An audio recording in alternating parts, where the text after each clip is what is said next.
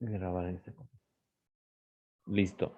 Entonces, el día de hoy vamos a hablar acerca de manejo de la vía aérea en la parte de la atención prehospitalaria.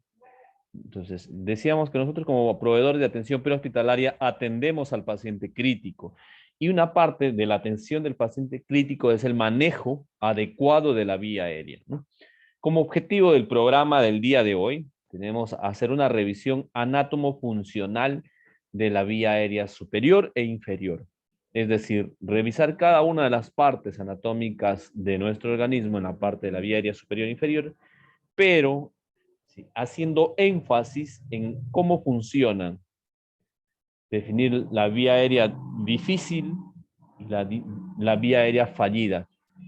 Vamos a hablar desde los dispositivos más básicos del manejo de la vía aérea hasta los dispositivos más avanzados. Entonces ya habíamos hecho un recuento anátomo funcional de la vía aérea. Decíamos que empezamos con la nariz. La nariz está compuesta por dos narinas, dos fosas nasales, dos huecos de entrada, además además, vamos a admitir a sus compañeros, además de que entre cada fosa nasal hay un segmento de separación que está compuesto o es el tabique, ¿no? Tabique nasal.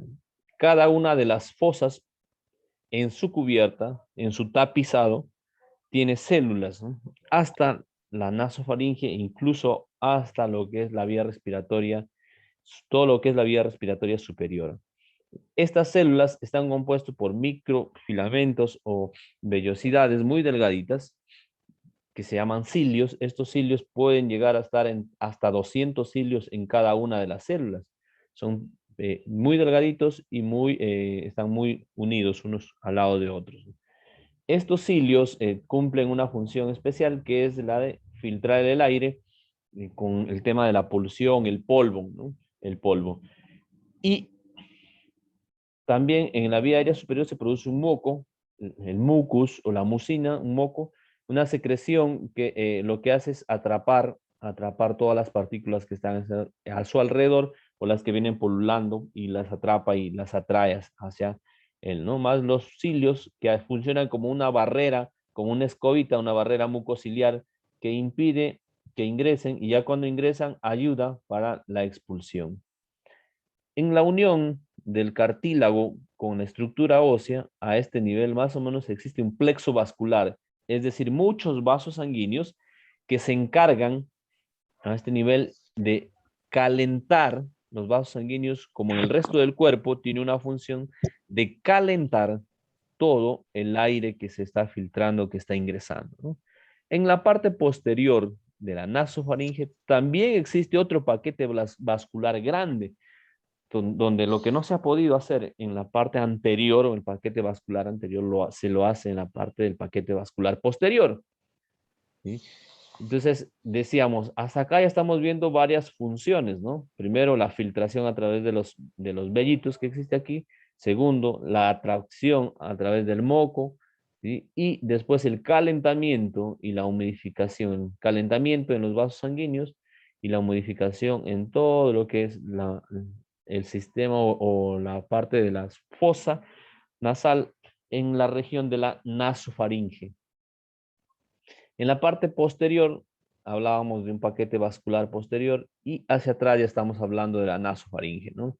La nasofaringe. La nasofaringe que se va a unir hacia la orofaringe y las dos convergen en la faringe como tal, ¿no? Después, en la parte de la boca, tenemos la cavidad oral, labios, los dientes, maxilar superior, la mandíbula, la lengua donde se encuentran, aparte de la identificación de los sabores, y hacia atrás tenemos la orofaringe. En la parte superior del tabique tenemos el paladar, la parte posterior del paladar blando, duro, y hacia la parte ya más posterior inferior tenemos la orofaringe, ¿no? La orofaringe. Todo esto de acá a este nivel convergen tanto naso como orofaringe. Cuando ponemos un dispositivo del manejo de la vía aérea, ¿sí? Manejo de la vía aérea, un dispositivo no invasivo, llega acá y no logra atravesar la epiglotis. ¿Se acuerdan los que estuvieron en la clase de intubación orotraqueal? Les decía que bajen, ¿sí? Con el laringoscopio bajen el trayecto de la lengua y se ubiquen hasta antes donde se ve una lengüita. Cuando hablaba de esa lengüita estaba hablando de la epiglotis, ¿sí? Entonces que se ubiquen hasta a este nivel más o menos, ¿sí? Entonces la epiglotis no lo agarrábamos con el laringoscopio, ¿no? Eso es lo que veíamos, la primera traba o obstáculo que se veía, ¿no? La lengüita. Entonces, cualquier dispositivo, tanto orofaringe como un dispositivo, una cánula de Mayo, ¿sí? Esas van a llegar hasta este nivel, no van a atravesar la epiglotis. Y un dispositivo nasofaringio va a llegar hasta este nivel y no va a atravesar la epiglotis. La epiglotis divide todo lo que está hacia arriba, son dispositivos básicos de manejo de la vía aérea, y los que logran atravesar, ¿ya? Entonces, esos son dispositivos avanzados de la vía aérea. A este nivel, por debajo del epiglotis, aquí tenemos las cuerdas bucales, ¿no? Que son las que se cierran herméticamente cuando uno está inhalando. Inhala aire, se cierran para que pase a la vía respiratoria. Y cuando uno deglute o come, está pasando sus alimentos, entonces ingresa y esto de acá se cierra contra el otro lado, pero se permeabiliza, se abre la vía digestiva para que los alimentos o el bolo alimenticio ingresa hacia la parte digestiva. La parte digestiva y la parte pulmonar. ¿Cuál está más adelante? ¿Pulmonar o digestiva? Esto se cierra para que ingrese los alimentos, se abre para que ingrese el aire, ¿no? El aire. Entonces, cuando nosotros hacemos una punción cricotiroidea, cuando el paciente no está pudiendo manejar su vía aérea y tenemos que hacer un manejo de la vía aérea avanzada de emergencia, por ejemplo, en un atragantado, está comiendo algo, se queda a este nivel, tapa la epiglotis y no entra aire. Entonces, normalmente la comida tendría que hacer este trayecto, ¿no? Hacia la parte digestiva. Y la respiratoria tendría que entrar por acá o por acá y entrar hacia adelante, que es por donde se va hacia las ramas, hacia ambos costados.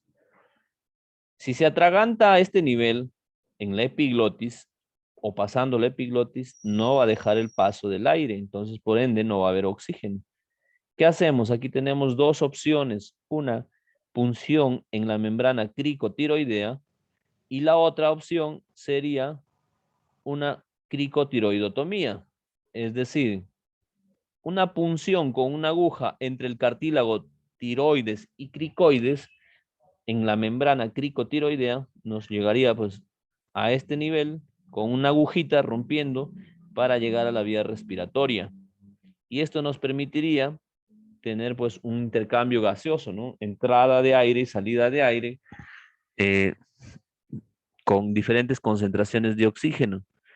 En cambio, si se hace una incisión por una cricotiroidotomía o tiroido o en los anillos, en los cartílagos, es donde se hace la incisión. Se corta aquí, esos cartílagos van dando la vuelta, ¿no? Todo circulando. Entonces se hace una incisión entre cartílago y cartílago y se deja algún dispositivo para que por ahí salga el aire.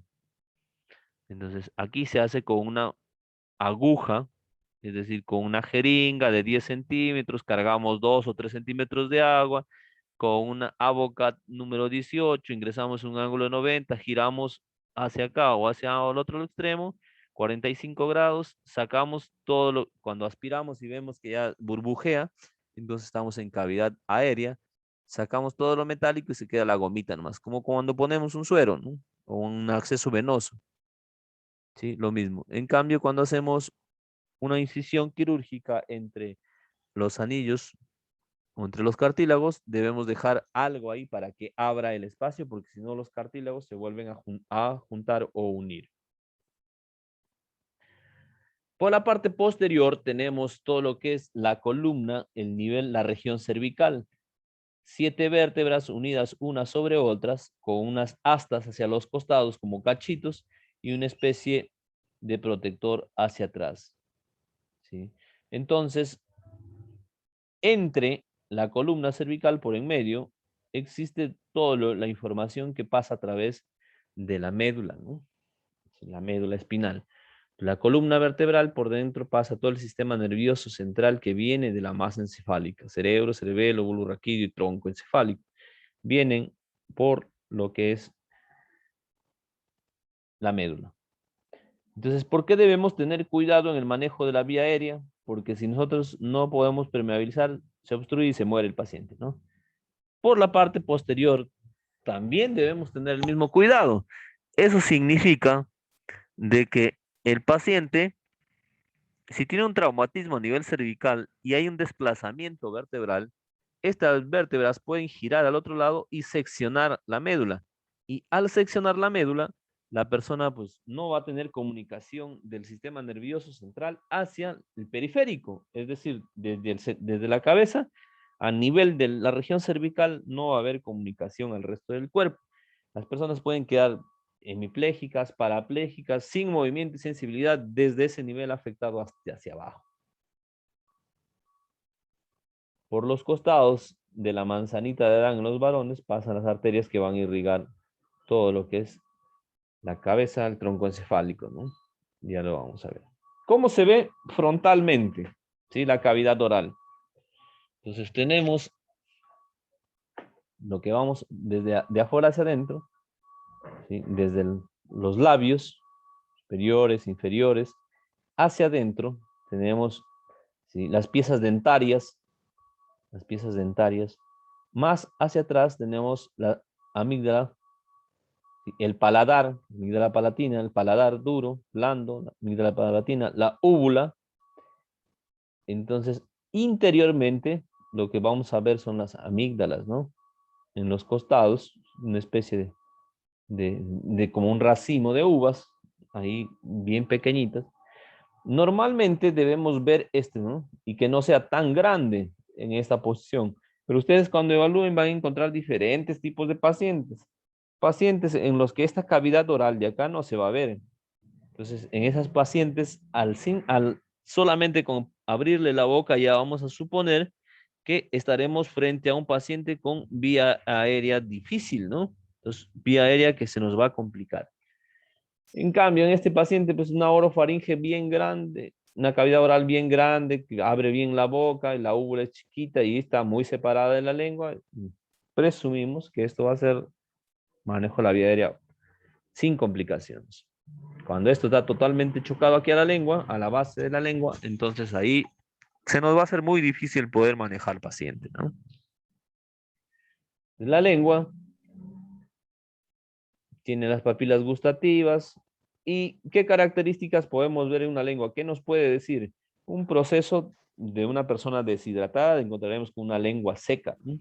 Un proceso anémico, de desnutrición crónica, encontraremos un paciente con la lengua como mapa, ¿no? Mapeada la lengua y generalmente tenemos nosotros una cubierta media blanquecina, ¿no? Mucho más si no hacemos higiene oral. En las personas que están con desnutrición, estado de desnutrición crónico, entonces se va a ver rosadito, sin el tapiz que tiene normalmente la lengua, ¿no? Cuando hablamos de obstrucción de la vía aérea, también hemos escuchado o hemos podido visualizar o ver que le dicen al que está convulsionando, póngale algo debajo de la lengua o debajo en la boca para que no se muerda, porque si no se va a arrancar la lengua. Eso es totalmente falso, ¿no? Porque cuando una persona convulsiona, sí puede que se agarre un pedazo de la lengua, pero en muy, muy pocos casos. Más bien, la persona que intente meter algo adentro, el paciente no tiene control sobre su sistema nervioso central y menos sobre el resto del cuerpo. Entonces no debemos meter nada. La lengua no se va a dar la vuelta. no se da la vuelta y se obstruye. La lengua no se da la vuelta. Más bien cuando está relajada, se puede ir hasta su base, retraer la lengua, pero no darse la vuelta.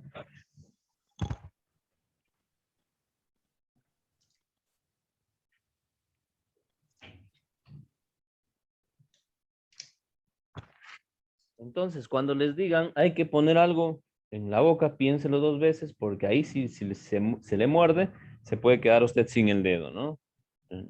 Generalmente lo que hacemos es proteger la cabeza y eliminar las secreciones que se generan al momento de los síndromes convulsivos hacia la orrea. Ya bajando en la división de la vía aérea superior con la inferior, encontramos lo que es la epiglotis, que les decía la lengüita, que es lo que vamos a ver cuando hacíamos la intubación orotraqueal, y tomamos como referencia por dónde tendría que ir el tubo orotraqueal, ¿no?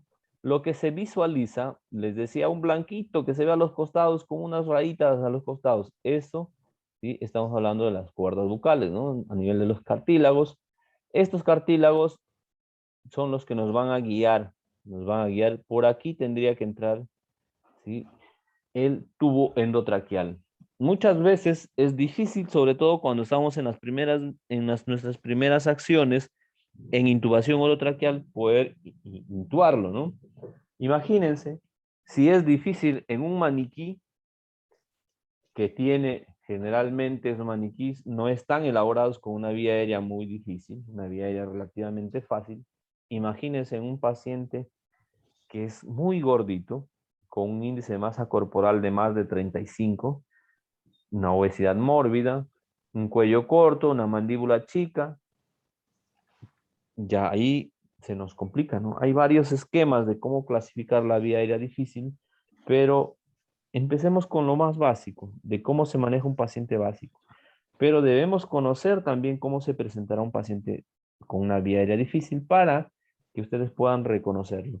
¿Qué alternativas tendrían para manejar una vía aérea difícil? Más adelante van a ver que ponemos un plan A, un plan B, un plan C, un plan D y todos los planes que ustedes quieran para poder impedir el fallo de una vía aérea. Entonces, aquí está donde les decía, ¿no? ¿Dónde se hace la punción cricotiroidea? En la membrana cricotiroidea.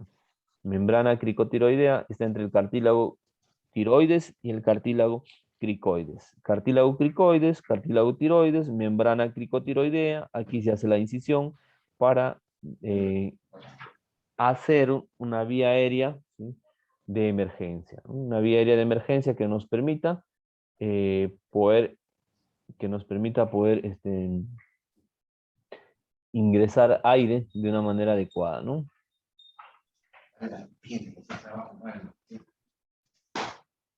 No sé si me pueden ayudar silenciando sus micrófonos, por favor.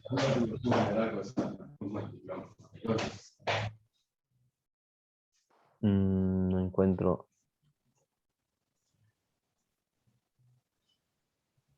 Silenciar a todos. Listo. Entonces, esto es como se ve cuando vamos a hacer una intubación orotraqueal en ese sentido, ¿sí? Aquí es donde vamos a hacer la incisión en el caso de que se obstruya la vía aérea y que no hemos podido lograr acceder por la parte de la nasofaringe. Hacemos una punción cricotiroidea con aguja, una jeringa de 3 o 5 centímetros con 1 o 2 centímetros de agua para ver si al momento de aspirar se genera una especie de burbujas, ¿no? Dispositivos del manejo de la vía aérea. Encontramos desde los más básicos, ¿no? ¿Qué dispositivos conocemos? Las cánulas binasales o lo que llaman bigoteras, ¿no? Entonces, ¿se acuerdan cuánto de oxígeno hay en el medio ambiente? Habíamos dicho la semana pasada. 21%.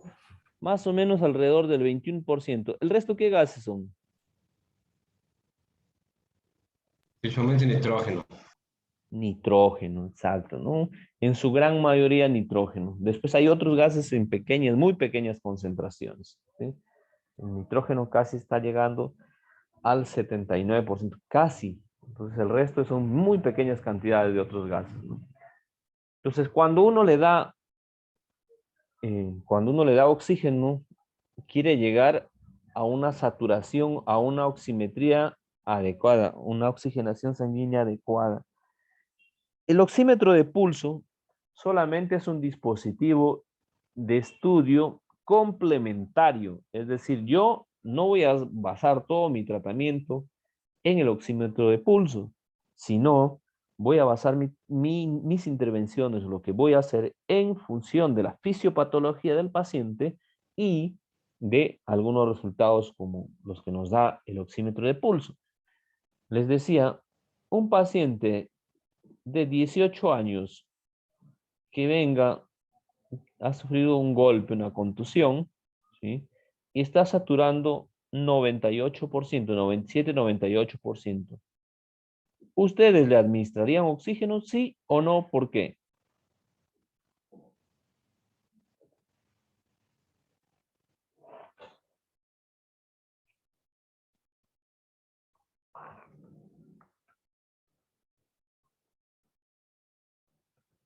A ver, ¿quién se anima? Una pregunta otra vez, doctor, por favor. Un joven de 18 años de edad ha sufrido un traumatismo de tórax, una caída, está saturando 97, 98%. ¿Ustedes le administrarían oxígeno, sí, no? ¿Por qué? Depende, depende. ¿De qué? Depende de cómo visualizas el estrés respiratorio, si tienes dificultades respiratorias, si estás respirando con dificultades, si no estás respirando de manera adecuada. Exacto, entonces les decía que el oxímetro de pulso es secundario, o sea, no solamente, sí, está 97, 98, no necesita. Entonces, no, no siempre va a ser así. Decía que es complementario porque vamos a ver cómo está respirando la persona, si está haciendo uso de los músculos accesorios, si es que está hiperventilando, respirando muy rápido o ventiendo mucho aire a los pulmones. Entonces, no solamente nos fijamos en el oxímetro, sino en la mecánica ventilatoria, es decir, en cómo está ventilando. Y ahí pues nosotros determinaremos, a pesar de estar con 97 y 98, está hiperventilando, entonces necesita que le administremos oxígeno. Lo que está haciendo su organismo es tratar de compensar lo que le está faltando normalmente, por eso está haciendo que se exacerbe el momento inspiratorio o expiratorio. Que aumente el esfuerzo para respirar y de esa manera compensar lo que le está faltando en ese momento. Cuando uno administra 1 litro, va a subir más o menos entre 3 a 4% de la fracción inspirada de oxígeno. ¿Sí? A eso le llamamos FiO2, fracción inspirada de oxígeno. ¿Y qué es la FiO2? Es el oxígeno en qué porcentaje está entrando a tu cuerpo. Aire ambiente será pues a 21%, ¿no? Sin ningún dispositivo, ¿sí? Sin ningún dispositivo. Entonces, a aire ambiente sin ningún dispositivo, 21%. Con 1 litro, decíamos que aumenta entre 3 a 4%. Con 1 litro puede estar más o menos entre 24, por ahí 24 hasta 25% con 1 litro. Con 2 litros puede aumentar de 6 a 8, ¿no? De 6 a 8%. Entonces, con 2 litros, de 6 a 8%. Con 3 litros puede aumentar, ¿sí? Más o menos de 9 a 12, ¿no? De 9 a 12% la fracción inspirada de oxígeno. Con 4 litros, de 12 a 16%. Entonces, esas concentraciones de oxígeno es las que nosotros estamos aumentándolo cuando le damos oxígeno con algún dispositivo. Existen otros dispositivos con la mascarilla simple que se pone más o menos entre 5 a 8 litros, que va más o menos en función a ese cálculo que hicimos anterior, ¿no? Con 5 a 6 más o menos podemos llegar a unos 40, con 6 a 7 a unos 50, con 7 a 8 hasta 60 litros. Si ya queremos poner más de 8 litros por minuto, debemos ir a otro dispositivo, ¿sí? Que va a llevar una máscara de reservorio, es decir, una bolsa que va al costadito, que en caso de que no se consuma todo el oxígeno, se almacene ahí, ¿no? Se almacene, para que no se gaste. Entonces aquí tenemos una cánula binasal, una máscara de oxígeno simple, una máscara de oxígeno con reservorio. El reservorio es esta bolsa de aquí. Entonces, lo que no se consume habitualmente se almacena aquí para llegarle un oxígeno más concentrado. ¿Sí? Después tenemos otros dispositivos en sistema de alto flujo. ¿Eso qué quiere decir? Que cuando hablamos de alto flujo estamos hablando de grandes cantidades de volumen, ¿no? Flujo-volumen. Si ahí no vamos a dar solamente pues lo que dábamos en otro lugar, ¿no? 3 litros, 5 litros, sino podemos llegar incluso a dar hasta 30 litros, ¿no? Con alto flujo, incluso más. Hay otros dispositivos de alto flujo, de ventilación mecánica no invasiva o dispositivos de alto flujo, como la, tienen también unas gafas nasales similares a las cánulas, pero en este caso son mucho más anchas, ocupando casi todo el orificio de entrada de las fosas nasales. ¿Eso qué quiere decir? Que si tapa casi todo para la entrada, tapa casi todo para la salida. Es decir, todo lo que entra ahí va a ir a la vía respiratoria sin permitir tanta fuga, ¿no? El escape va a ser poquísimo, ¿no? Poquísimo de escape.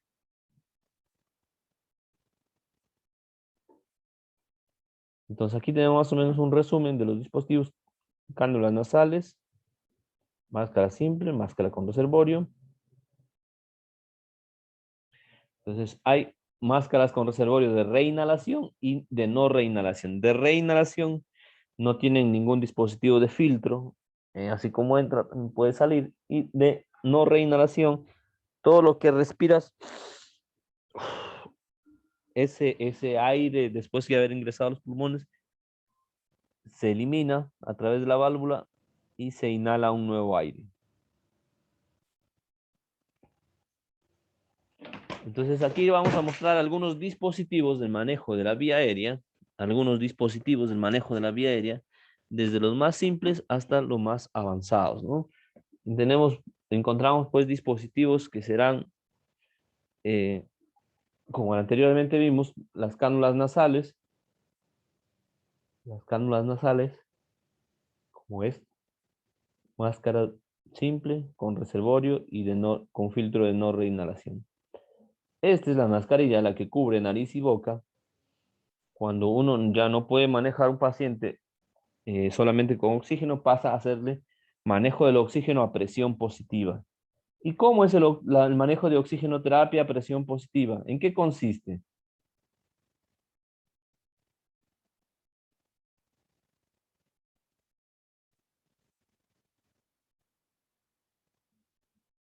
¿Se entiende? ¿Me escucharon la pregunta? Yo no escuché, perdón, doctor. Si lo puedes repetir, por gentileza. ¿Cómo es el manejo de la ventilación o de oxigenación a presión positiva? Con el BDM, doctor. Exacto, ¿no? Entonces, un paciente que está con una frecuencia respiratoria 8 o menor de 8, que no está oxigenando adecuadamente, un paciente que está con una frecuencia respiratoria más de 35 y que no responde a la oxigenoterapia, entonces estos pacientes irán a manejo con presión positiva, ¿sí? Es decir, con una máscara conectado a un dispositivo BBM, conectado a una fuente de oxígeno, y con eso vamos a ventilarlo, ¿no? Depende de la necesidad del paciente, del tipo de lesión que tenga o por qué es que no está necesitando oxígeno a presión positiva. Tenemos otros dispositivos como la máscara laringea, que es un dispositivo de manejo de la vía aérea avanzada, que aquí no hay dónde perderse, ¿no? Esto entra en la misma posición en la que está el paciente,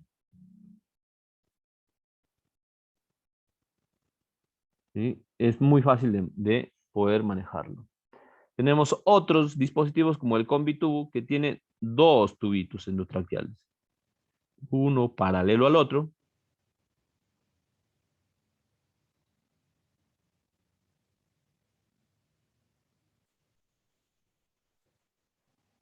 Después tenemos otros dispositivos como la Cobra, el Eigel, que es el más similar a la máscara laringea, y el tubo orotraqueal, que es lo que utilizamos más nosotros.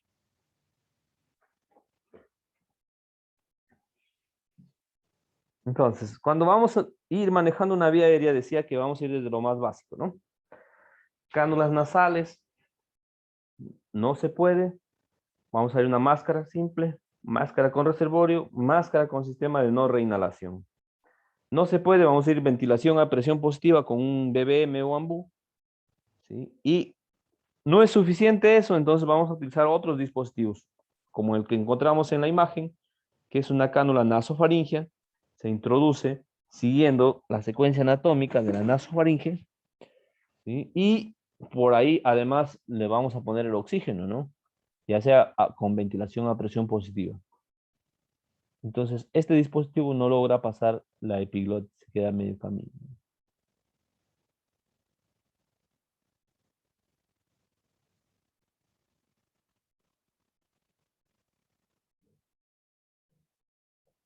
¿Sí? Entonces, ustedes pueden ver en la imagen que no logra atravesar la epiglotis, ¿no? Este es la epiglotis, no logra atravesar. Tenemos otros dispositivos, como las cánulas orofaringeas, que vienen de colores, pintaditos de colores, como ustedes habrán visto la otra día en la práctica. Vienen por tamaños. ¿Y cómo vamos a medir? ¿Cómo se mide para poner una cánula orofaringea o nasofaringea? En el caso de la orofaringea, se toma como referencia la comisura labial hacia el extremo proximal en el lóbulo inferior del paciente. Entonces, las cánulas nasofaringeas igual se miden, tienen la misma estructura, se miden desde aquí hasta la boca.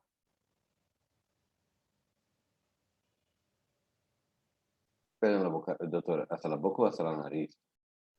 En el caso de este es un dispositivo orofaringeo.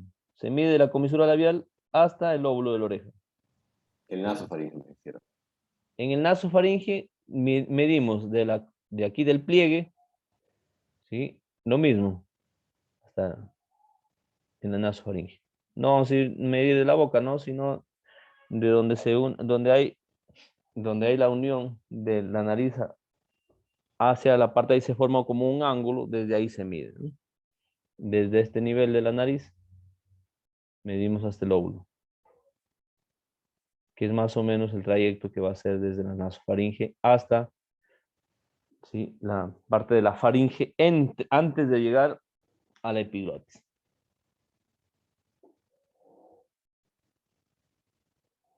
Como ustedes pueden visualizar, ¿eh? Tiene que ir más o menos hasta la altura aquí de la oreja. Lóbulo inferior.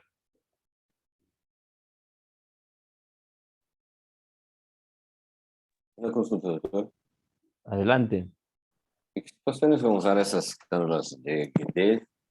Porque por lo que veo, ellas son más estrechas en su condúctulo que un tubo, una cánula de intubación. ¿Eso es para usar en qué situaciones? ¿En qué situaciones vamos a utilizar? Nosotros siempre hemos dicho que vamos de abajo hacia arriba, ¿no? De los dispositivos más básicos hasta los más avanzados. Imagínense que no es suficiente la oxigenación a presión positiva y por ahí el paciente no tiene tan permeable la vía aérea. Entonces dices, bueno, voy a probar con esto porque este me lo está dejando cerquita del epiglotis. Y ahí pruebas. Dispositivo nasofaringeo, cuando el paciente no puede ponerse por la boca. Imagínense que el paciente está despierto, totalmente despierto, y usted le quiere poner un tubo de mayo o una orofaringea y el paciente empieza a vomitar. Entonces, para que no le pase eso, ponga un nasofaringeo. O, imagínense, el paciente está medio inconsciente, pero ha tenido un trauma de base de cráneo hacia atrás. Entonces, ahí no le va a poner un nasofaringeo. Porque hay una pequeñísima probabilidad de daño, pero hay una pequeña probabilidad. Entonces le vamos a poner una orofaringe ahí. Si Es que está me con comentas- reflejos, si está con reflejos nauseosos, no pone ninguno de los dos, ¿no? Porque imagínense si está con reflejos nauseosos después de una lesión de base de cráneo, entonces ahí ustedes ya tienen que valorar ir a otro dispositivo más avanzado. Acá mi duda, doctor, es porque las orofaringeas no llegan, la tubación, los tubos No, esos van directamente en la faringe, en la sí. laringe, perdón, la laringe. Ese no, va en la entrada de la laringe. Entonces va a oxigenar, va a agarrar lo que es la ventilación entre laringe y faringe, no es bien en No, no, la no laringe. llega, no llega a la Entonces, epiglotis, se me queda imagino más que eso atrás.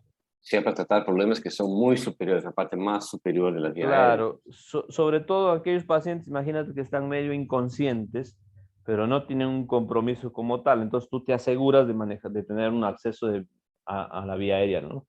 Pacientes que están medio inconscientes y medio mal, pero que no todavía necesitan una ventilación mecánica o que no tienes algún dispositivo para hacer una ventilación mecánica. Entonces por ahí va más o menos intermedio eso. Recuerden que eso no va a atravesar la epiglotis. Vía aérea básica lo deja antes de la epiglotis, ¿eh? Antes. No traspasa la glotis. No asegura la vía aérea, lo que acabas de decir, ¿no? Esto no te va a asegurar la vía aérea. La vía aérea avanzada va a pasar, ¿sí? Esto sí te va a asegurar una vía aérea, ¿no? Avanzada. Netamente, directamente al árbol pulmonar. Las técnicas y procedimientos, ya lo hemos visto ese día. La vía aérea difícil es algo a la que uno se anticipa. La vía aérea fallida es algo que uno experimenta. Entonces, ¿cuál será la vía aérea difícil y cuál será la vía aérea fallida? ¿O cuándo se considera?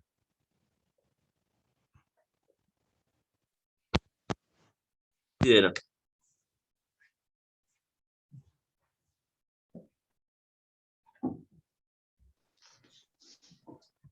Me imagino que las difíciles son las que van a necesitar adjuntos, las salidas son las que van a imposibilitar el uso de esos mismos adjuntos.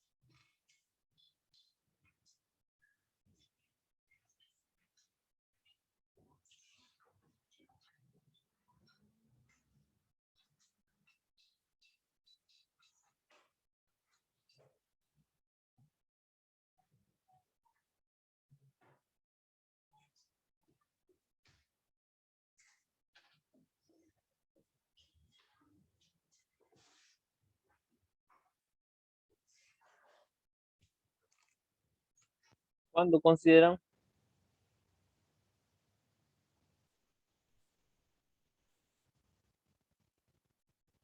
Yo decía, doctor, que creo que la vía aérea difícil es cuando se hace necesario un adjunto de ventilación, y la fallida es cuando esos adjuntos no resultan no eficaces, no se puede usarlo. Bueno, para hablar de vía aérea difícil hay escalas, ¿no? Como en el Malampati, que ahí le das un porcentaje y ahí tú vas a ver, haciendo la escala, la clasificación, vas a decir, esta vía aérea va a ser difícil. Entonces me voy a preparar para poder acceder a una vía aérea difícil. ¿Qué otros, se acuerdan que hablábamos de un plan A, un plan B, un plan C? Entonces ahí yo debo disponer de algunos dispositivos que nos van a ayudar, por ejemplo, un video laringoscopio podría ser una solución. Lo otro, un, ¿sí? Hay un tubo que tiene como una especie de guía muy larga, que tiene una punta curva, que ese sí entra a la vía respiratoria a ojos cerrados. Entonces hay una mnemotecnia que se llama Lemon y el otro una escala que se llama Malampati. Entre las dos vamos a poder determinar que va a ser una vía aérea difícil. Definición de intubación traqueal difícil. Es una situación clínica en la que un anestesiólogo experimentado o un especialista en emergencias o en medicina crítica o en terapia intensiva, ¿sí? Mediante laringoscopía directa requiere mayor de 2 intentos con una misma pala, es decir, con un mismo laringo. Un cambio de pala, ayuda de un estilete. El estilete es una especie, les decía, como un mandril, una guía, o el uso de una alternativa tras el fallo de la intubación con la laringoscopía directa. Entonces, 2 más intentos, a pesar de ser muy experimentado, a pesar de tener algunos dispositivos, ya se considera una vía aérea difícil. Entonces, la intubación se precisa, o sea, para hacer una intubación en la vía aérea difícil, más de 3 intentos, ¿no? Entonces, ahí ya estamos hablando de una vía aérea difícil. Decíamos dos o más intentos. Entonces, cuando nosotros vamos a ver una vía aérea difícil al momento de hacer la laringoscopía, entonces no se va a ver ninguna porción de las cuerdas bucales. Va a ser como hacer una intubación a ciegas, ¿no? Que no estamos viendo, ¿no? Como hacemos en las prácticas, ¿no? Entonces no se va a ver así. Si yo no puedo intubarlo, entonces debería tener un plan A, un plan B, un plan C, diferentes planes. Dentro de los planes podemos tener, por ejemplo, algún dispositivo supraglótico, que esto sí no necesitas ser experto para ponerlo, solamente te guías en la posición en la que está aquí, después giras hacia la parte posterior y vas a dejar todo que quede en epiglotis. Esto asegura una vía aérea avanzada, ¿sí? Entonces, no es capaz de ventilar múltiples intentos de colocación en presencia o no de una patología de la vía respiratoria, debemos pasar a un dispositivo supraglótico. Ese es uno, ¿no? El otro que podemos hacer es nuevamente empezar a bolsearlo, ¿no? A hacer presión positiva con BBM, ¿no? Dispositivo bolsa, válvula, máscara. ¿Sí? Alguien levantó la mano por ahí. Yo, pero fue sin querer. Adelante. Mil disculpas. No, fue sin querer. Mil disculpas. Ah, listo, listo. Entonces, la vía aérea difícil, nosotros estamos hablando, la incidencia actual global de la laringoscopía de intubación difícil es de más o menos el 5%. Puede ir desde el 1,5 hasta el 8%, ¿sí? De todo lo que son pacientes críticos, ¿no? La intubación fallida es menos frecuente, no llega ni al 1%. Entonces, esos pacientes, eso haciendo una media entre los más experimentados y los menos experimentados que realizan intubación orotraqueal, ¿no? Después, en no experimentados, o sea, en gente no experta que no hace todos los días, es altísimo. Puede llegar una vía aérea difícil hasta el 15%. Es decir, de 100, 15 van a tener una vía aérea difícil. Ya cuando eres muy práctico y has intubado más de 50 personas, entonces ahí se habla de menos del 1%, ¿no? Entonces, más ahora con el tema del COVID, mucho más práctica todavía, ¿no? Decíamos que podemos tener un plan A y un plan B, un plan C, un plan D, todos los planes que quieras, en caso de que no te funcione la intubación orotraqueal. En nuestra experiencia les vamos a contar, a ver, si el paciente no se logra intubar en menos de 10 segundos, hacemos 2 o más intentos en menos de 10 segundos, no se logra intubar, inmediatamente pasamos a hacerle ventilación a presión positiva. Cerramos un cierre doble C hermético, ¿sí? Hiperextendemos el cuello y empezamos a ventilar. Se levanta el pecho, bacán, ya no seguimos utilizando otro dispositivo, ¿no? Porque es suficiente con el BBM si se levanta el pecho al haciendo presión positiva. Si no se levanta el pecho, entonces ya debo asustarme porque no está funcionando eso y debo pensar en un EGEL o un supraglótico, ¿no? Para que ingrese y me deje aire en la vía respiratoria inferior. Entonces, la vía aérea fallida es la incapacidad para mantener una aceptable saturación de oxígeno durante o después de uno o más intentos fallidos de laringoscopía. 3 intentos de intubación orotraqueal fallidos realizados por un experto. Bueno, les voy a contar en nuestra experiencia teníamos un paciente que estaba siendo atendido en el showroom del hospital. Sí, en el showroom del hospital estaba siendo atendido el paciente y pues ahí estamos todos los especialistas, ¿no? Todos los del área de emergencia están en el showroom de las emergencias. Sobre ellos están los terapistas. Ya por último, vas a buscar a un anestesiólogo, ¿no? En la emergencia, una doctora de guardia no lo pudo intubar al paciente. Era un paciente muy obeso, muy grande y muy obeso. No se puede intubar, lo llaman a la terapista de turno. Generalmente no bajan, no salen, ¿no? Pero hay algunos que sí colaboran, entonces vienen. Terapista de turno, una doctora experimentada, hace sus 2 intentos, no lo intuba. Entonces ya le tocaba buscarlo al anestesiólogo. Y yo venía reciencito, fresquito de haber hecho un entrenamiento de vía aérea difícil en proceso de formación nosotros, ¿no? Y nos dan una especie de guía grande. Entonces con eso es más facilito porque la guía les decía que en la punta tiene una especie de curva. Y esa curva, cuando ustedes vean vía aérea,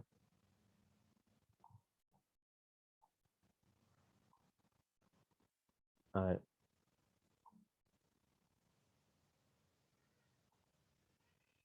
aquí ven, la vía aérea sube, ¿no? Digestiva se alinea, normal. Entonces, ese tubo, ese guía que nosotros nos dan, nos permite ingresar medio curvo así. Lo buscas y empujas y ingresa, sin hacer daño, ¿eh? Entonces, una vez que está adentro, lo que haces es el tubo endotraqueal pasarlo por el medio de esto y lo empujas y lo vas a dejar aquí. Entonces, ellos no tenían, o sea, no habían practicado con esos dispositivos. Entonces, yo llegué con la novedad porque había estado en un programa de entrenamiento de vía aérea difícil y pudimos intubarlo, ¿no? Pudimos intubarlo al paciente. Me ha pasado, antes de eso, me ha pasado también que no he podido intubarlo a una señora. Hemos pasado todos los que estábamos ese día de guardia y ninguno pudo intubarlo. Y bajamos de nuevo a un BBM, cambiamos el dispositivo de ventilación y la señora no se intubó. Entonces también van a encontrarse con esa situación, ¿no?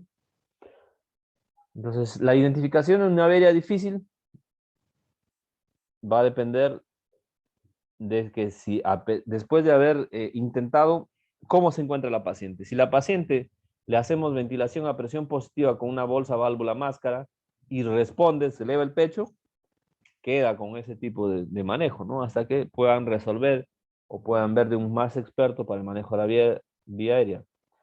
Si no se puede, hay que intentar nuevamente una laringoscopía, intubarlo, pues, ¿no? Un intento más, decíamos 2 intentos y más al primero, ¿no? Entonces, si no se puede, vamos a ir a un dispositivo supraglótico. Si es que ninguno de los 3 es posible, una cricotiroidotomía o una punción con aguja. Entonces, son alternativas para el manejo de la vía aérea, ¿sí? Difícil. Una vez que se ha logrado hacer la intubación orotraqueal, debemos verificar un sello hermético en doble C o una C, lo que es la vía respiratoria, ¿no? Entonces, ¿en quiénes es difícil? En aquellos que tienen la boca muy chiquita, ¿sí? La mandíbula muy chiquita, que son obesos, que no puedan abrir la boca bien, en los mayores de 55 años, aquellas personas que no tienen dientes, o aquellas personas que tienen una rigidez cervical, no pueden mover el cuello, ¿no? Entonces va a ser siempre una vía aérea difícil. Aquí tenemos una clasificación, Cormac. Entonces aquí tenemos un grado 1, con abrir la boca, dices, abre la boca y lo estás viendo y lo puedes intubar, ¿no? Un grado 2, ¿sí? Aquí ya no se va a ver casi la úvula, muy poquito del epiglotis, de las cuerdas bucales, casi nada. Un grado 3 totalmente cerrado, ¿no? Ya no se ve nada, no se visualiza nada. Un grado 4 imposible de ver. Entonces, las vías aéreas, difícil, podemos calcularlo también con Cormac. en un grado 3 y 4.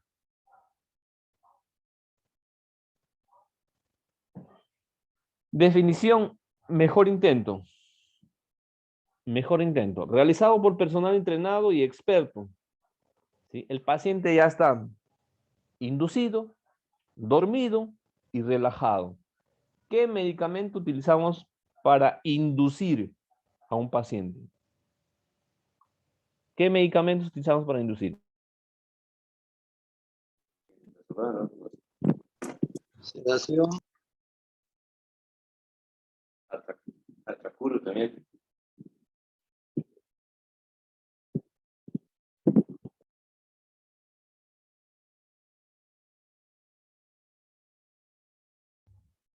Para inducir. Es decir, para abrir los receptores del resto de medicamentos, para iniciar la sedación. ¿Qué medicamentos? Decíamos, ¿se acuerdan? Fentanilo, ¿no? Fentanilo, lidocaína. Pues lo que estamos haciendo es abrir los receptores para que el resto de medicamentos hagan efecto.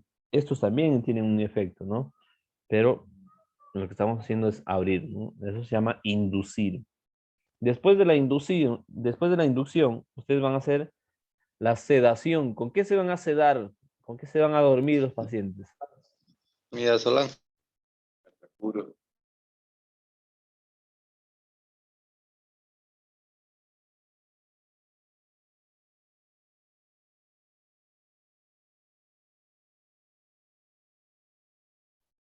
Midazolam, ¿no? Midazolam es el principal. Después tenemos otros, ¿sí? ¿Se acuerdan? Propofol. Propofol. Midazolam, Propofol, ¿qué es lo que más se utiliza aquí en el mercado, ¿no? Entonces, con eso ya lo vamos a dormir. Ojo, tengan en cuenta de que el paciente hipotenso no puede utilizar Propofol. ¿Por qué? Porque sí, pero ¿Por qué? No nos escuchó muy bien. Usa la hipotensión, doc. Sí, sí, exacto, ¿no?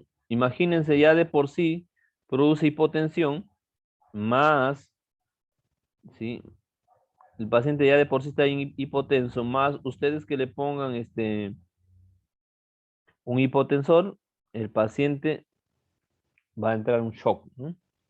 Hipovolémico y cardiogénico. Entonces no se pone.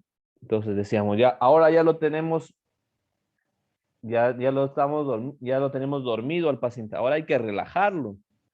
¿Qué medicamento vamos a utilizar para relajarlo? Succinil, doc. Succinilcolina, una relajación de más o menos 30 segundos a 1 minuto y medio, hasta 5 minutos puede llegar succinilcolina. ¿Qué más?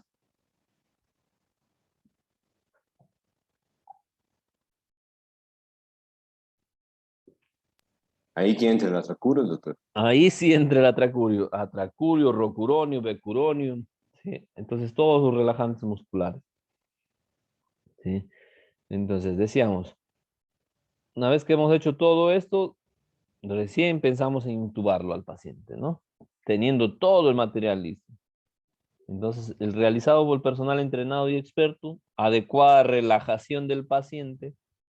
El paciente, cuando ya está listo, la mandíbula a ustedes les va a obedecer cualquier movimiento que hagan, ¿no? Si el paciente no está listo, cuando ustedes agarran una mandíbula y quieran moverlo, el paciente va a generar una respuesta. Entonces, el paciente está despierto y no se puede intubar. ¿Sí? Entonces, mejor intento realizado por personal entrenado. El paciente está relajado, está dormido, relajado. La mejor colocación del paciente, es decir, una posición anatómica adecuada. Manipulación laringea externa. Esto ya no se utiliza casi, ¿no? Porque pueden causar daño. Es decir, cuando te decían antes, preséntame al paciente, lo agarrabas del cuello, preséntame la vía aérea, pero lo agarrabas del cuello y lo empujabas hacia adentro, hacia atrás, ¿no? Hacia la vía, hacia que vea el que está haciendo la laringoscopía. Ya no se hace mucho ahora por el temor a causar daño al paciente, ¿no? Adecuada medida de la pala. Cuando hablamos de una adecuada medida de la pala, estamos hablando de la hoja del laringoscopio que sea de acuerdo al tamaño del paciente. El tipo, en la vía aérea difícil, generalmente nos aconsejan utilizar una hoja recta y en las vías aéreas convencionales unas curvas. Y el tipo de laringoscopio puede ser un video laringoscopio, un laringoscopio como tal, va a depender de la situación económica que tengan y dónde estén trabajando. Entonces, esta es una técnica de exploración de la vía aérea para declarar si es difícil o no. La exploración externa se evalúa la regla del 3-3-2, 3 dedos dentro de la boca, ¿sí? Eso quiere decir que tiene una buena apertura de la vía aérea. 3 dedos desde lo que es todo lo que es la mandíbula hasta antes de la unión al cuello, una buena hiperextensión. 2 dedos lo que corresponde entre cartílago cricoides y tiroides. Entonces, estos ángulos nos van a permitir que nosotros podamos presumir de que un paciente pueda tener una vía aérea difícil. Malampati, lo que les hablaba anterior, ¿no? Un Malampati 1, se ve la úvula, la amígdala palatina, el paladar posterior y se puede visualizar hasta las cuerdas bucales. Un Malampati 2, ¿sí? También se puede visualizar, pero ya no es tan espacioso todo, ¿no? Y no se ven a los costados, aparte de las amígdalas. Un Malampati 3 está casi totalmente cerrado, la úvula está chocando a la lengua, no se puede visualizar la parte posterior, no se puede visualizar la parte de la orofaringe, ¿no? No se visualiza cuerdas bucales, nada. Y un Malampati 4 está totalmente cerrado, ¿no? ¿En quiénes pueden encontrar un Malampati cerrado? En los gorditos, chiquitos, muy gorditos y muy cuello muy corto. Hasta aquí, ¿alguna pregunta?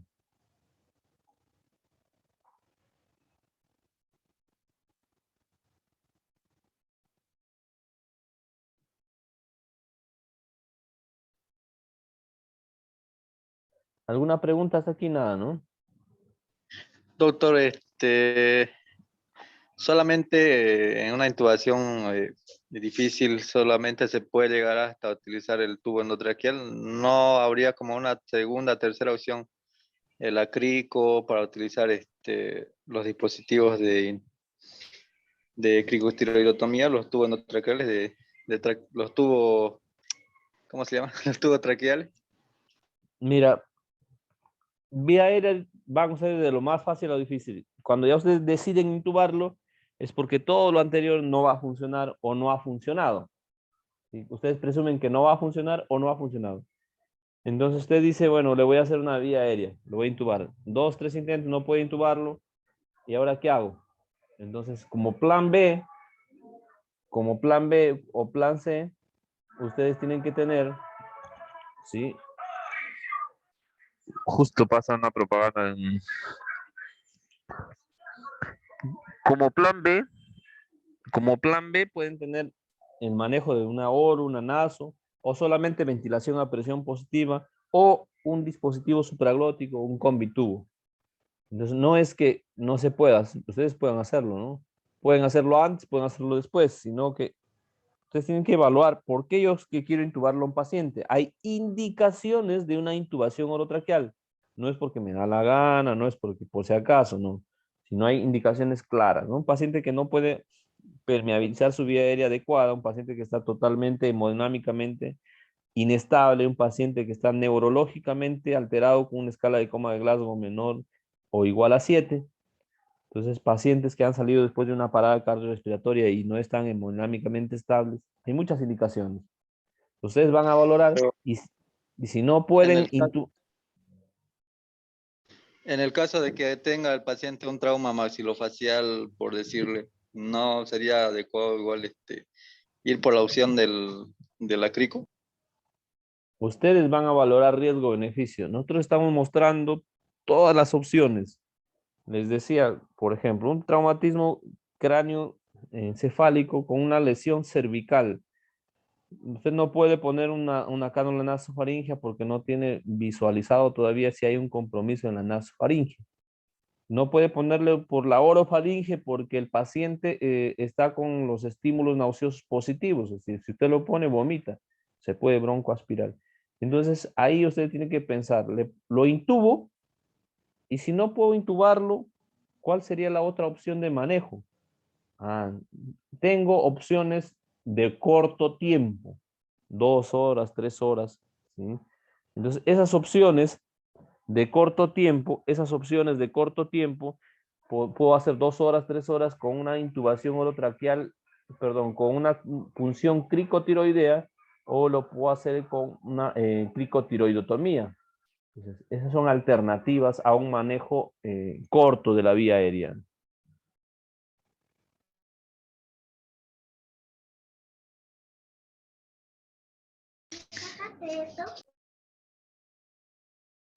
Tampoco es común la intubación retrógrada aquí en Bolivia, ¿no, Doc?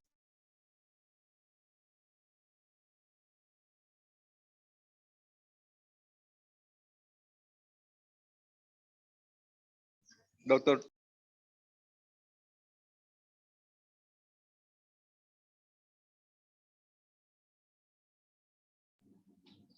Doctor, ¿me escuchó?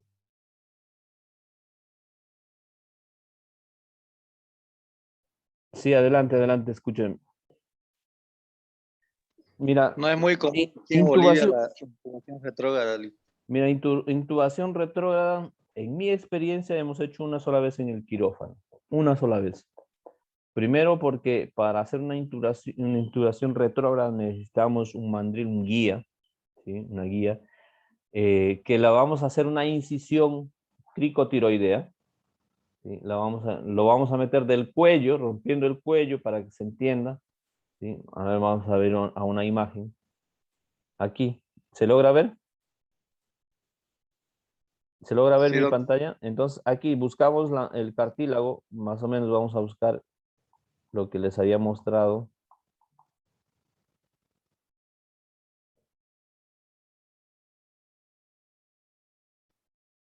Aquí, ¿eh?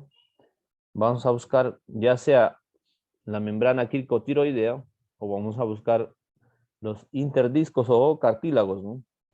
Se hace una incisión, se corta y se pasa la guía o mandril en sentido cefálico, ¿no? Hacia la cabeza proximal, ¿no? Vamos a ir hacia arriba. Entonces, rompemos por aquí y con la guía vamos a introducirlo hacia arriba. Eso hasta que logremos sacarlo por la nariz. Es decir, entramos por acá, viene así, sale por la nariz. Una vez que está en la nariz, esto aquí se fija, se pone una pinza, una Kelly, y ya se supone que tenemos salida por la nariz. Entonces, por la nariz le vamos a pasar el tubo endotraqueal. Y va a seguir la secuencia que se supone que a esto lo estamos dejando por acá más o menos. Ya se queda dentro de la vía respiratoria inferior. Solamente es empujarlo un poquito más que corresponde y casi generalmente queda un poquito nomás más abajo. No es muy común ni en Bolivia ni en los demás países, ¿eh? No es muy común. Eso se hace en los pacientes eh, que no se logra, no se ha podido intubar, ¿no? Muchas gracias, doctor. No, de nada. Entonces, ya habíamos visto esta parte. Solamente les estaba mostrando eso. Hay alguien que entra y sale, nos hace perder la hilación. Entonces decíamos, ¿no? La laringoscopía de intubación difícil también encontramos en aquellas personas que tienen obesidad, el cuello es muy ancho, muy gordo y chiquitito. Entonces hay presión hinchado hacia afuera, hinchado hacia adentro. Entonces eso hace de que no se pueda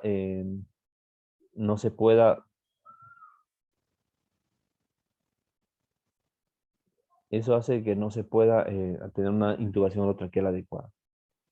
Hay dificultad para deglutir las secreciones. El paciente que siempre presenta disnea, dificultad respiratoria. El paciente que presenta estridor. Los pacientes que roncan, ¿no? Todos estos pacientes nos hace presumir que vamos a tener una vía aérea difícil. Movilidad cervical. La columna cervical tenga algún tipo de desplazamiento, ¿no? De movimiento. Entonces, en ellos también hay que tener mucho cuidado. Dispositivos supraglóticos cuando hay una dificultad respiratoria. una dificultad respiratoria, hay dispositivos nasofaringeos, orofaringeos. Pacientes que tengan una apertura oral restringida. Hay pacientes que vieron que se abre la boca y es chiquitito, se ríen así. Se hace un orificio bien pequeñito. Imagínense, ni para el laringoscopio hay entrada, ¿no? Por el tamaño que tiene. Entonces ya eso nos hace presumir de que va a tener una vía aérea difícil. Pacientes que están atragantados o tienen una obstrucción por algún cuerpo extraño, algún tejido, ¿sí? O tiene un tumor, hay un quiste. Entonces, esos pacientes van a tener obstrucción de la vía aérea. No es de emergencia, pero es por la patología que tienen. Tapa casi toda la vía aérea, entonces va a ser difícil poder intubarlo. Distorsión de la vía aérea. Algunos, anatómicamente, vieron que algunos venimos que no somos igual al resto, ¿no? Algunos el pecho hundido, ¿sí? El cuello medio torcido, o algún tipo sufren algún tipo de escoliosis. Entonces, todo eso influye también en el momento del manejo de la vía aérea, porque hay que hacer hiperextensión cervical, ¿no? Tracción frente-mentón o subluxación mandibular, rigidez pulmonar o cervical. Cricotiroidomía dificultosa. En quienes, a pesar de que sabemos cómo se hace una cricotiroidotomía, pero es difícil practicarlo. Aquellas personas que ya tienen una cirugía a este nivel, ¿no? En aquellas personas que tienen una hinchazón aquí, le han dado un golpe o ha tenido un trauma y está lleno de sangre, ¿no? Edematizado. Los pacientes que son muy obesos, el cuello muy ancho. En los pacientes que tienen algunas enfermedades tumorales aquí, ¿no? O que han recibido radioterapia en esta zona.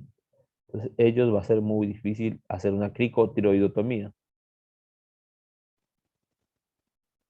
Entonces, en conclusión, la vía aérea difícil debe de preverse. A ver, ¿cómo preveemos una vía aérea difícil? ¿Cómo sabemos que una vía aérea va a ser difícil? Escala de Mallampati. Bueno, una.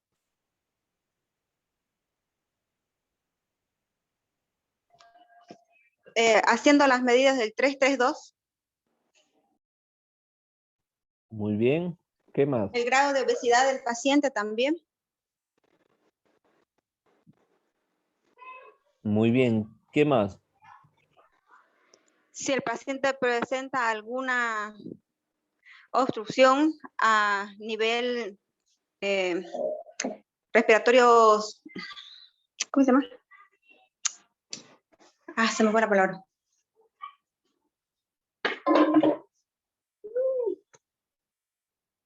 Si tiene alguna obstrucción, doctor, por algún objeto extraño. También si tiene alguna lesión a nivel cervical que no podamos hiperextender el cuello para poder intubarlo. Muy bien. Entonces, la vía aérea difícil debe preverse. ¿Qué hacemos como plan B, como plan C, como plan D? ¿Cuál sería nuestro plan en manejo de la vía aérea difícil?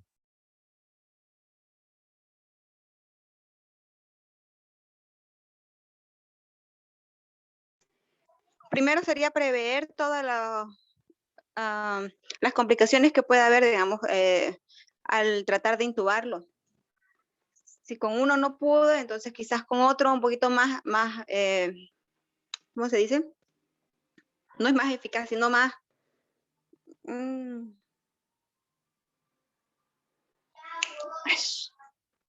esa palabra.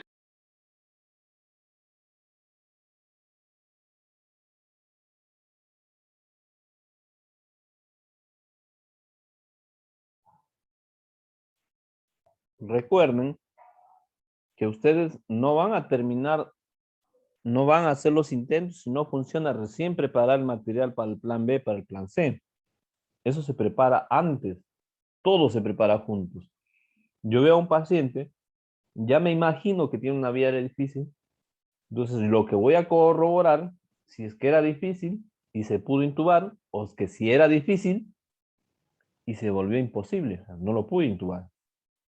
Entonces, eso, pero en caso ocurra eso, yo debo tener un plan de solución, un plan B, un plan C. Decía, en nuestra experiencia, pasábamos a ventilación a presión positiva. Entonces, para hacer ventilación a presión positiva, tengo mi ambú, mi oxígeno, mi máscara, ¿no? Mi BBM conectado al oxígeno.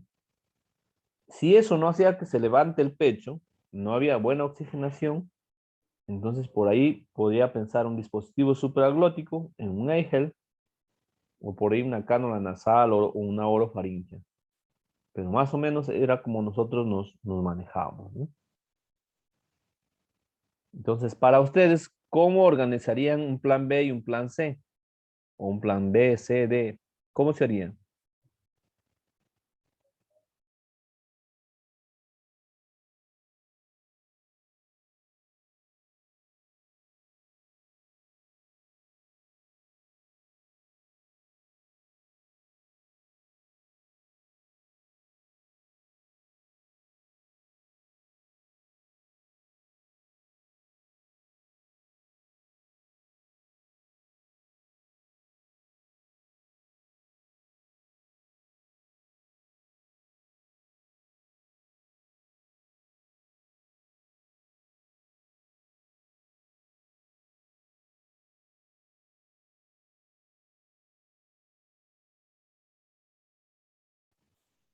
Lo mismo, ¿no? Lo mismo que nosotros. O sea, verificar de que tengas un ambú con oxígeno, hacer un cierre hermético, ver si al ventilar se eleva el pecho. Si no se eleva el pecho, entonces debo utilizar otro plan porque no es suficiente, ¿no? Ahí veré un dispositivo supraglótico, un combitubo, un EIGEL. Si no tengo, entonces pensaré en una cánula de Mayo, una orofaringea o una nasofaringea para ver que esto esté funcional, que ese tórax pueda expandirse. Entonces, la decisión de intubación orotraqueal debe basarse fundamentalmente en criterios clínicos. ¿Cuándo yo debo intubar a un paciente? ¿Cuándo decido intubar a un paciente? ¿O por qué? Cuando los otros medios no logran adquirir una respuesta para el problema respiratorio. Exacto, ¿no? Entonces, no me es suficiente con los otros dispositivos. No me es suficiente. Entonces, nosotros debemos optar por la intubación orotraqueal, ¿no?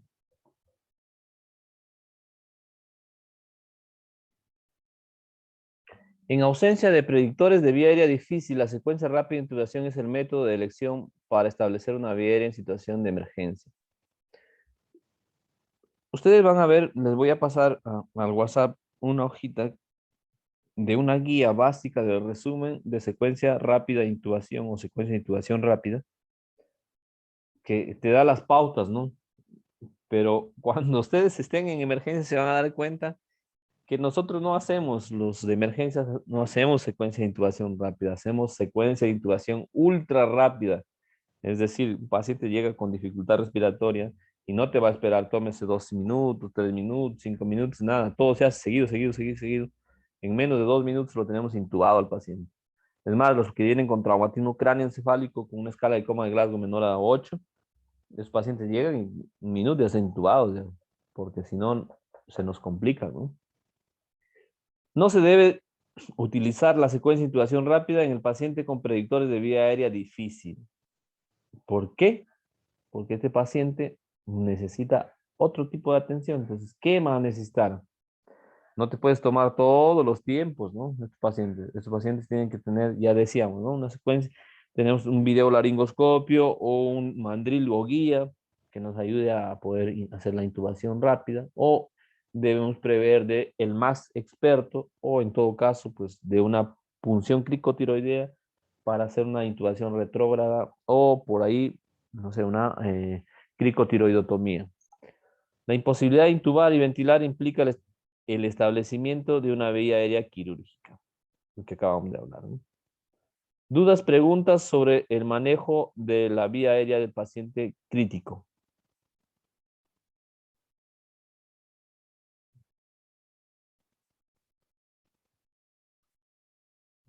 O el manejo de la vía aérea. Preguntas, dudas. Nada.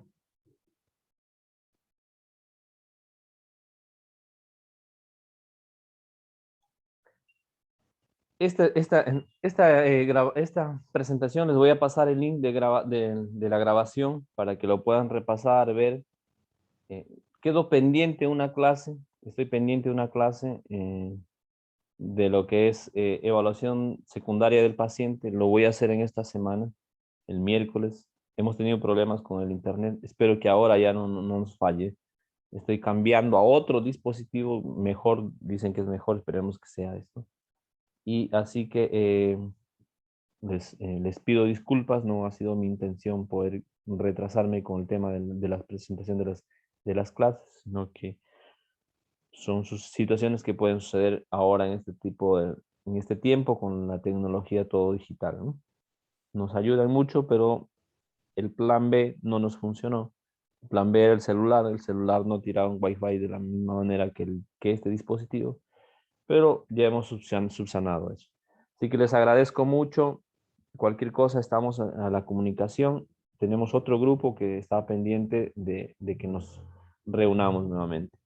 Les pido que abandonen la sala para vernos el día sábado, el día miércoles, perdón, nos vemos el día miércoles a las 8 de la noche. Para los que no puedan, dejamos grabado todo. ¿Sí? Y el día sábado de la siguiente semana vamos a hacer una evaluación de todo lo que hemos avanzado hasta ahora. ¿Ya? Listo, muchas gracias, doctor. Hasta luego. Que estén bien. Gracias, doctor. De nada, que estén bien.